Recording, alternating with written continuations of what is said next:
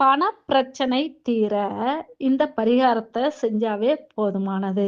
ரத சப்தமி அன்று ஒரு சிறிய பாத்திரத்தில் சிறிதளவு தண்ணீர் எடுத்துக்கொண்டு, அதில் சிறிதளவு பால், சிறிதளவு மஞ்சள் ஆகியவற்றை கலந்து எடுத்துக் கொள்ள வேண்டும்.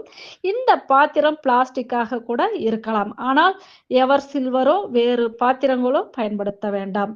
இந்த பயன்படுத்த வேண்டிய தண்ணீரை எடுத்துச் சென்று வெள்ளை எருக்கம் செடிக்கு அருகில் போய் நாம் வாழ்க்கையில் தெரிந்தும் தெரியாமலும் செய்த தவறுகள், பாவங்களை மன்னித்து வாழ்க்கையில் நமக்கு இருக்கும் பிரச்சனைகள் தீர வேண்டும் என வேண்டிக்கொண்டு, ஓம் ஸ்ரீ சிவ சூரிய நாராயண சுவாமினே நமக என்ற மந்திரத்தை 3 முறை சொல்லி அந்த தண்ணீரை வெள்ளை எருக்கம் செடிக்கு ஊற்ற வேண்டும்.